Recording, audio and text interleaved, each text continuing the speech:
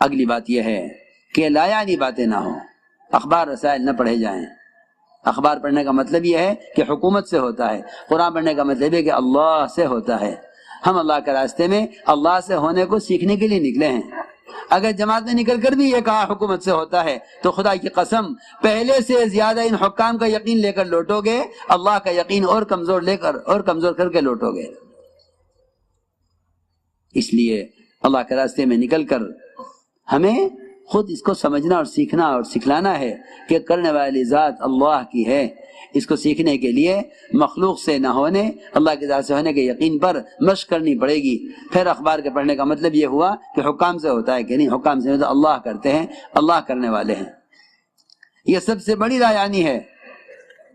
اس سے بڑی لایعنی اخبار تو کہیں ملے گا نہ ملے گا، اس سے بڑی لایعنی یہ موبائل ہیں جنہیں لوگ جماعت میں لے کر پھرتے ہیں۔ اس کا جسم جماعت میں ہے، اس کا دماغ، اس کا دل، اس کی فکریں اپنے مقام پر ہیں۔ یہ کہنا کہ ہاں ٹھیک ہے وقت لگا لیں گے مگر تجارتی کام بھی ہو جائیں، میں عرض کر چکا ہوں کہ اللہ کا راستے میں نکل کر تجارت، یہی نہیں آپ کچھ خریدیں بیچیں۔ اب تو تم دیکھو گے بڑے بزنس مین ہیں، بڑے تاجر ہیں، جماعت میں نکلے ہیں، موبائل پر ساری تجارت چل رہی ہے، کیونکہ اس زمانے میں تجارت کے وہ طریقے آ گئے ہیں کہ نہ آپ کو کسی دکان کی ضرورت ہے، نہ کسی کارخانے کی ضرورت ہے، نہ کسی گودام کی ضرورت ہے، نہ کسی مال کے لا کر بھر کر رکھنے کی ضرورت ہے۔ سنا یہ ہے کہ لوگ موبائل پر تجارت کر لیتے ہیں، چیز خرید بھی لیتے ہیں، بیچ بھی دیتے ہیں۔ ہاں کیوں؟ جماعت میں نکل کر یہ تجارت ہدایت کیسے ملے گی؟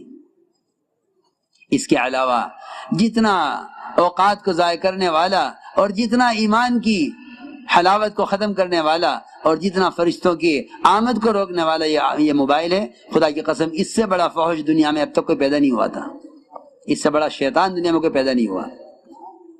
یہ 100 شیطانوں کا ایک شیطان ہے جس سے جماعت میں ساتھی لے کر پھرتے ہیں اور سمجھتے ہیں کہ ہم بیانات ٹیپ کر کے پہنچا رہے ہیں، دین کی خدمت کر رہے ہیں۔ دین کی خدمت نہیں کر رہے، دین کے ساتھ کھیل کر رہے ہیں، یہ دین کے ساتھ کھیل کر رہے ہیں، یہ خیانت ہے، یہ دین کے ساتھ کھیل کرنا ہے کہ آوازیں ٹیپ کر کے پہنچانا اور سمجھتے ہیں کہ دین کی خدمت کر رہے ہیں۔ مجھے تعجب ان لوگوں پر جو بیانات ٹیپ کر کے پھیلاتے ہیں اور سمجھتے ہیں کہ ہم دین کی خدمت کر رہے ہیں۔ نہیں، یہ خدمت نہیں ہے، یہ خدمت نہیں ہے، بلکہ دین کی باتوں کو لے کر خود پھرو، یہ دین کی خدمت ہے۔ نشر و اشاعت کرنا اور آوازیں منتقل کرنا یہ تو رواجی چیزیں ہیں، ان سے ہدایت کے ملنے کا، تربیت کا اور علم کے پھیلنے کا تو کوئی سوال ہی نہیں ہے۔ یہ تو دھوکہ لگائے زمانے کے لوگوں کو کہ یہ بھی ایک طریقہ ہے، یہ کوئی طریقہ نہیں ہے۔ میں کل بھی عرض کیا تھا، میں نے نماز جیسا محدود وقت کا عمل، اسلام کا رکن فریضہ نماز، اس کے لیے جمع کرنے کے واسطے اگر ڈھول اور سارنگی اور آگ جلا کر لوگوں کو جمع کرنے کا ارادہ کیا تو آپ نے اس کو پسند نہیں فرمایا۔ بھائی یہودیوں کا طریقہ ہے، نصارہ کا طریقہ ہے، مجوس کا طریقہ ہے، ہمارا طریقہ یہ نہیں ہے کہ ہم اس پر آواز دے کر لوگوں کو نماز کے لیے جمع کریں۔ تم جا کر لوگوں کو نماز کے لیے بلا کر لاؤ لو جی۔ اور اس زمانے کے لوگ ان حالات کو جو محض فحش سے اور گند سے بھرے ہوئے ہیں، انہیں دین کی اشاعت کا ذریعہ سمجھتے ہیں اور اسے کرنے کو دین کی خدمت سمجھتے ہیں کہ ہم خدمت کر رہے ہیں، کہ آپ کی بات وہاں پہنچا رہے ہیں۔ ہمیں ان لوگوں سے بالکل اتفاق نہیں ہے اور ان لوگوں کے اس کام سے بالکل خوشی نہیں ہے جو دین کی باتوں کو ٹیپ کر کر کے پھیلاتے ہیں۔ یہ طریقہ نہ اسلام کا ہے، نہ سنت کا ہے، نہ یہ دعوت کا مزاج ہے۔ ہمارے جیسے کہ ملفوظات میں ہے کہ ہمیشہ اس کام کو آلات اور رواجی شکلوں سے، اخبار اور رسائل سے اس کام کو بچانا ہے، کیونکہ اس کام کا مقصد احیاء سنت ہے اور یہ چیز خلاف سنت ہے۔ بس سب بات ہے، لا یعنی باتیں ہرگز نہ کیجو۔ احد کے میدان میں صحابی شہید کیے گئے، احد کے میدان میں صحابی شہید کیے گئے اور ان کی لاش کو وہاں سے اٹھا کر ان کے گھر پہنچایا گیا۔ حضور اکرم صلی اللہ علیہ وسلم تشریف لے گئے ان کے گھر اور آپ نے ان کے گھر والوں کو تسلی دی۔ ان کی والدہ بیٹھی ہوئی تھی لاش کے پاس، ان کے چہرے سے مٹی پہنچتے ہوئے کہنے لگی، میرے بیٹے تمہیں جنت مبارک ہو، تمہیں جنت مبارک ہو۔ آپ نے ہمارے ان کی والدہ سے، تم نے اس کو کیسے جنتی کہہ دیا؟ تمہیں کیا معلوم کہ اس نے اللہ کے راستے میں نکل کر بیکار بات کی ہو؟ ذرا اندازہ تو کریں ہم. تعلیم ہو گئی، اب بیٹھے ہیں، دکان پہ کسی چھوڑ کر آئے تھے، کھیت کا کیا حال ہے، تم گھر میں کسی چھوڑ کر آئے، گھر والی کا کیا حال ہے، گھر کی باتیں شروع ہو گئی. اور وہاں احد کے میدان میں جبکہ شہید کے خون کا قطرہ پہنچتا نہیں زمین پر، اس سے پہلے اس کی مغفرت کر دی جاتی ہے. شہداء احد کے اور صحابی. اور آپ کیا فرمائیں ان کی والدہ سے، تم نے اس کو کیسے جنتی کہہ دیا؟ تمہیں کیا معلوم اس نے دو کام اللہ کے راستے میں نکل کر کیے ہوں، ایک لا یعنی باتیں کی ہوں، یا دوسرا کام یہ کہ کوئی لوٹا، کوئی چادر، کوئی لاٹھی، کوئی ضرورت کی چیز کسی کو دینے سے انکار کر دیا ہو جس کے دینے میں اس کا کوئی نقصان نہیں تھا. یہ بھی فرمایا ساتھ میں. ساتھی کہتے ہیں میرا لوٹا ہے تو میری چادر ہے.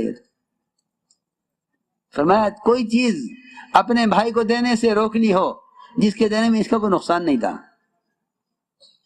تو میں نے عرض کیا کہ لا یعنی باتیں نہ ہوں.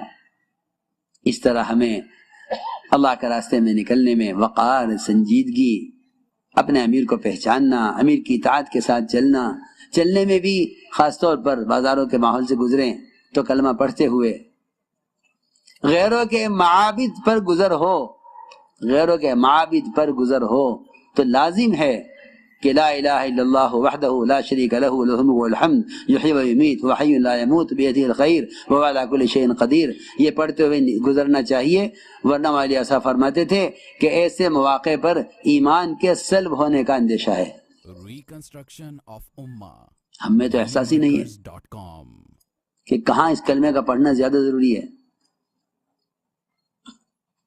جی ہاں، غیروں کے معابد پر گزرتے ہوئے میں تم سب سے کہہ رہا ہوں کہ اگر اس کلمے کے پڑھنے کا اہتمام نہیں کرو گے تو ایمان خطرے میں پڑ جائے گا. شیطان ایسے موقعوں پر ایسے وساوس دل میں پیدا کرتا ہے جس سے نعوذ باللہ، خدا نہ کرے، اللہ نہ کرے، آدمی کا دل جو ہے باطل کی طرف یا کفر کی طرف مائل ہونے لگے. اس کا بہت خیال کرنا چاہیے. اس طرح ہمیں چاہیے کہ جماعت میں مجتمع ہو کر چلیں اور وقار سے چلیں. ہمارا سفر اول تو جہاں تک ہو سکے پیدل چلیں. اللہ کے راستے کا پیدل چلنا جہنم کی آگ کو حرام کر دیتا ہے. صحابہ نے میں اعلان کیا ہے اس کا، صحابہ نے اس کا اعلان کیا ہے کہ اللہ کے راستے پیدل چلنا جہنم کی آگ کو حرام کر دیتا ہے. صحابہ سب سواری سے نیچے اتر گئے. اس دن سے زیادہ صحابہ پیدل چلنے والے کبھی دیکھے نہیں گئے. اسامہ رضی اللہ تعالیٰ عنہ سوار تھے. حضرت ابوبکر حضرت اسامہ کو روانہ کرنے کے لیے مدینے سے نکلے. یہ بات سب کے ذہن میں رہے. ہماری جماعتوں کی نقل و حرکت کا مقصد اور ان جماعتوں کی نقل و حرکت پر جتنے وعدے ہیں اور ان پر جتنے اجر، جتنے اجور ان پر ہیں، خدا کی قسم یہ سارا کام صحابہ کرام کے کام کے عین مشابہ ہے، عین مشابہ ہے. کام ہی وہی ہے، کام ہی وہی ہے. اس لیے کہ اعلاء کلمۃ اللہ، احیاء دین، یہ اس کام کا اصل مقصد ہے. حضرت اسامہ نے عرض کیا مومنین یہ تو آپ سوار ہو جائیں ورنہ میں نیچے اترتا ہوں. حضرت بکر نے فرمایا اسامہ نہ تم نیچے اترو گے نہ میں سوار ہوں گا. اور کیا نقصان ہے ابو بکر کا کہ اگر تمہاری جماعت کو بستی سے باہر تک روانہ کرنے میں مجھے ہر قدم پر 700 نیکیاں ملیں اور 700 درجے بلند ہوں اور 700 گناہ معاف ہوں. پھر فرمایا کہ میں نے فرما دے سنا حضور اکرم صلی اللہ علیہ وسلم کو کہ جو جماعت کو رخصت کرنے کے لیے بھی باہر تک جائے گا بستی کے، اس کو ہر قدم پر 700 نیکیاں ملیں گی، ہر قدم پر 700 گناہ معاف ہوں گے اور ہر قدم پر اس کو کہ 700 درجے بلند ہوں گے. پھر جب رخصت کرنے والے کے لیے اجر ہے تو نکلنے والے کے لیے کیا اجر ہوگا؟ اللہ کے راستے کا غبار، جنت کا دھواں ایک پیٹ میں جمع نہیں ہو سکتے. اللہ کے راستے کا غبار اور جہنم کا دھواں ایک پیٹ میں جمع نہیں ہو سکتے.